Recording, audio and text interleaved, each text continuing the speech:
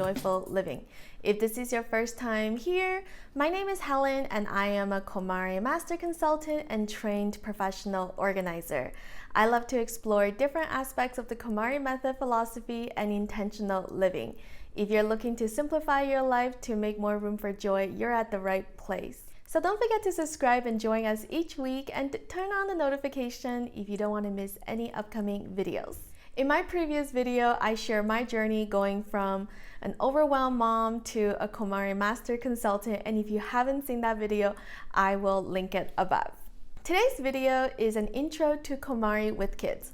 I will be sharing 5 tips on how you can introduce the KonMari method to your kids and what I think is the biggest mistake people make. So make sure to watch it to the end. This is a topic I am so passionate about because everyone truly enjoys a tidy space, even kids. I think for many of us that have struggled with organizing, it's so important to recognize the fact that it's not that we're incapable of doing it or that we were just born messy. I honestly believe it's because no one has taught us how to organize and how to let go. As a kid, I don't really have that many memories of me getting into trouble for not having a tidy room, and I definitely didn't have a tidy room. But I also don't have any memories of my mom or my dad talking to us about how to let go of something or how to organize something. They would constantly bring home additional organizing supplies like boxes and containers. And for me, tidying up my room was mostly just moving around things, moving the items around, moving my collection around, rearranging my collection. And it's not really about looking at each object to see whether that object still has a purpose in my life. I think that's why I'm so passionate about teaching kids how to get organized, because I have a son, I am a mom myself, and I see the benefit that he has already gained from this knowledge, and he's only 6 years old, and I think this skill will continue to serve him for the rest of his life. So let's get started. My first tip is be a good example yourself. Kids mimic our behavior, and we really cannot expect our kids to do something we haven't done so ourselves. So don't ask your kids to clean up their room if yours isn't clean either. As always, you should always focus on your own belongings first, because once you have experienced that life-changing magic of tidying up yourself, it's going to be so much easier for you to show your kid and share what you have learned. And honestly, kids learn so much just by observing us. When I work with my clients, often the kids do want to tidy up and ask for their own tidying lessons after they have seen the positive effects and the positive changes we make to their home. Kondo says, "The urge to point out someone else's failure to tidy is usually a sign that you are neglecting to take care of your own space." So if you find yourself only looking at your kids or other members in your family as the source of the problem, I would recommend for you to really examine yourself and your behaviors first. When I first came across the KonMari method as a new mom, I was so overwhelmed. I was feeling really stressed and I could never relax in my own home. I often felt like it was because my kid has so much stuff, just like stuff everywhere. But the problem wasn't him. The problem was me. If we're being truly honest, if you look at the facts, he was not even 1, he was just a baby. So it's not like he can go out and buy all this stuff like these toys and trinkets and clothes and strollers. He's not buying those stuff for himself.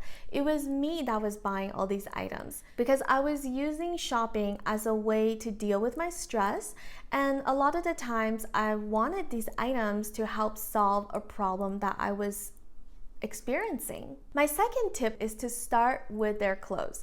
Clothing is going to be the easiest category because for kids, they honestly grow so fast, and the most important thing when it comes to clothing for kids is that the clothing actually fits and are comfortable, or else they don't want to wear it. My personal rule of thumb is to have about 1 week's worth of clothing for my son at each size. So for him, this takes up about 1 drawer in his dresser. I try to involve him as much as possible when it comes to choosing the items he wants to wear. When I notice there's clothing that are too small or beyond repair, I set it aside so I can talk to him about letting it go. And we can talk about the different options and also why we're letting those items go, and we can let it go with gratitude by saying thank you to those items together. Having this amount of clothing means it's also easy to stay on top of laundry, and also it's not an overwhelming amount of clothing to fold after the laundry is done, which brings me to the next point. My third tip is to teach them how to fold their own clothing. I know sometimes it's going to feel like it'll be much faster if you just do the work for them. However, if you teach them how to do it, they can be self-sufficient and lessen your workload. This is also part of talking to your kids about taking care of the items that you want to keep, and also how folding your clothes is a way for you to show love to the items that you wear every day. You can start to teach your kids how to fold when they're as young as 3 years old, but even if they're younger, I think it's great for them to see you do it, and you can narrate the steps as you do it so that they're learning by observing you as well. In my experience, kids find the folding activity really fun because it's almost like a craft or folding origami with your clothes, and you can make a game out of it. They really do feel a great sense of accomplishment when they can do it. But this doesn't mean that my son is always happy to fold his clothes. Sometimes we do have moments where he doesn't want to do it, but I'm honest with him and I say, you know what? Mommy also doesn't want to fold her clothes. I would also much rather have some screen time or be a couch potato and watch Netflix. However, it's important that we take care of the things that we own, and if we want to experience the benefit of being able to open our drawers in the morning and get dressed and find the items that we're looking for, then someone needs to do it. There's no magical fairies that's gonna come in the middle of the night and fold everything for us. I can go into this so much more, as there's so many other tips about how to actually teach your kid how to fold the KonMari way, and how I have modified the folding method in order to make it easier for kids. So if you want to see a video on that topic, or if you want to see other KonMari with kids type video, make sure to like this video so that it's a signal to me that you enjoy content like this. And if there's any other topics you'd like me to cover, feel free to comment below because I'm always open to suggestions.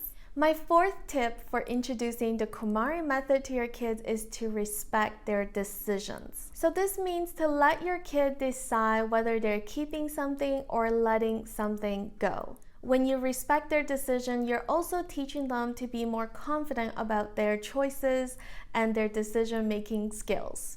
You're also building trust because they know that you're not just going to throw out something that they love. I mean, you also wouldn't like that if someone was to throw something of yours out if you're not ready to let go of it, right? If they want to keep something, let them. However, do reinforce the fact that if they want to keep an item, they do have to take care of those items. At the same time, if they are ready to let something go, let them.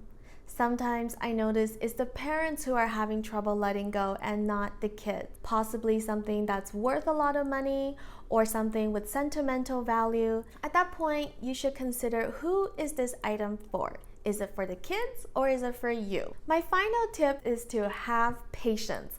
As a KonMari consultant, I have worked with so many families, and often I work with their kids as well. One of the biggest mistakes I see is when people expect instant results. And what I mean by this is, if a kid is unable to maintain a tidy room, everyone gives up. But just like all good habits like eating well, exercising, cleaning your house, and tidying up your room, all of these things require a lot of practice. I mean, I am almost 40 and I'm still learning how to be better in each of those areas every single day of my life. And if it's taking me almost 40 years to get to this point in my life, why would I expect a kid to be able to do this perfectly right from the start? This is why you need to have so much patience, and sometimes you may need to go over some categories more than once. Especially for younger kids, their things are always evolving.